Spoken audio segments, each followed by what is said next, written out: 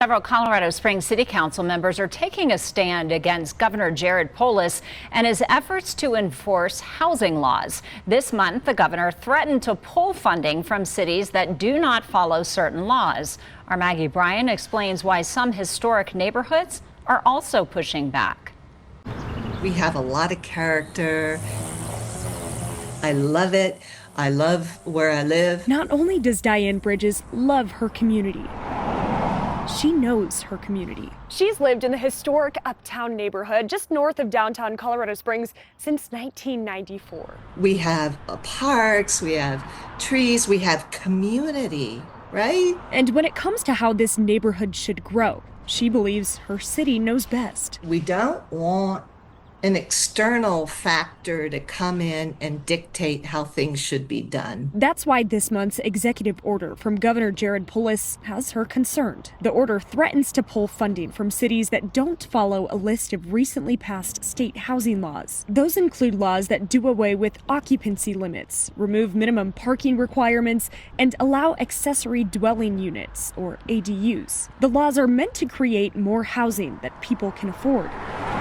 But Bridges says a one-size-fits-all approach is not the way to do it. We know best how to do it, not the state of Colorado. The majority of the Colorado Springs City Council agrees. This is a continual erosion of our home rule authority. This week, the council took a stance against the governor's order, saying local leaders do not have to comply with state housing laws because Colorado Springs is a home rule city. And it just doesn't make sense to use that same mentality to try to regulate what we do here that may make sense in a much larger city. Councilmember Brian Risley says the city has been able to tailor certain housing laws to the city's needs, like prohibiting ADUs in areas with a higher wildfire risk. Another state law the governor wants to enforce requires denser housing near transit lines. Councilmember Risley says that would impact historic neighborhoods like the Old North End, which is lined with bus stops. Under the state laws, we would have to increase the density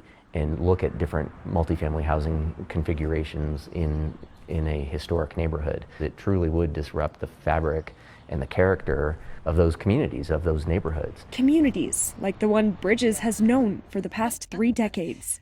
Two Colorado Springs City Council members did not take a stance against the governor, saying they did not want to risk losing any funding. I asked Councilmember Risley about that concern. He said he believes any lost funding would be a drop in the bucket compared to the city's overall budget, and it would not affect critical functions or public safety. In Colorado Springs, I'm Maggie Bryan, News 5. Maggie, thank you. A spokesperson for Governor Polis's office sent us a statement saying, quote, "We want to work with Colorado Springs to meet the moment and do what's right by Coloradans, which is build more housing to reduce housing costs." It went on to say the governor is proud of these laws and, quote, appreciates the partnership and collaboration with so many local governments and looks forward to seeing its positive impact in communities across the state. This comes after 6 cities in the Denver metro area decided to take legal action against the state. This is also in response to the governor's order to withhold funding from cities for not complying with the housing laws. Here's a look at the cities suing. The lawsuit is in response to new housing laws and the order the governor signed earlier this month. The governor says the order offers a solution to the state's housing crisis. City leaders say it violates Colorado's constitution by stripping local governments of their land use authority.